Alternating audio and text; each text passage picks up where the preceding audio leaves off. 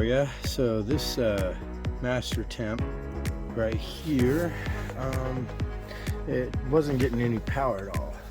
We were thinking maybe it was the board or possibly the ICM.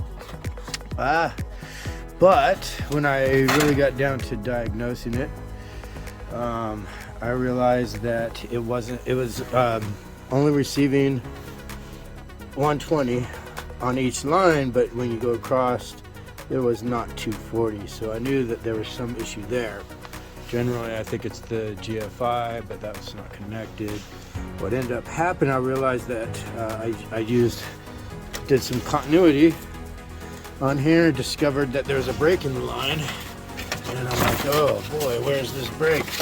You know, well, here it is. Yep, it was tucked underneath there. There's that break.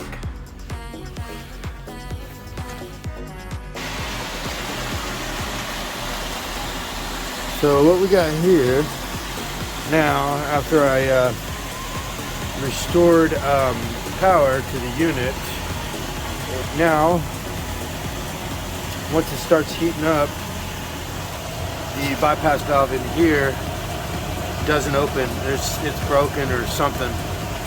And instead of just opening this up, as you can see, I'd have to open this up and get in there. There's a bypass valve. There could be all kinds of stuff wrong with it.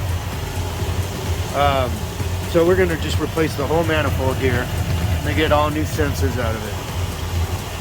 So see, that's what it does. So first thing we want to do is open up the drain plug here, let the heater drain out, open up the unions, and the thermocoupling here is spring loaded, so be careful. Get all this stuff out, and then you can take off these bolts. Once you get your manifold off, oh, and yeah, you're gonna want to take all these off. It doesn't matter, they're all gonna, you can reverse polarity on those, no big deal. So you're gonna want to clean off each one of these. You're gonna want to remove these old O-rings here. Second. So yeah, you got old O-rings on here. Oh, geez. Anyways, I'm gonna do that when I have both hands. You're gonna want to take a vinyl brush and just clean up the copper fittings there on each one, and then you're going to lube the new O-rings, come in the kit, put it all back together. Okay, I got everything cleaned up and the new O-rings on there. Now it's time to install the manifold.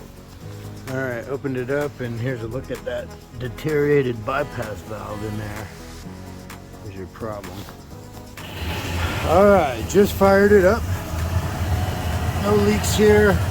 I actually had to use the old manifold because off of this one here, as you can see, all the deteriorated stuff in there that was causing the problem. This, I guess they gave me the wrong size. They probably gave me a Mastertemp 400. This is a 250, so I ended up having to swap out this old one. See that these 4 holes here, no, actually these 6 holes here were on the other plate are closed off. So ended up having to do that anyways. But looks like we're doing good here. Still on and heating up, and it's holding steady. I don't think there's any other problems here. Oh, God, look at it. So the next pour I get to is the same problem, except check this out. In all honesty, look at this heat exchanger. They're desperate to get the heater fixed right now.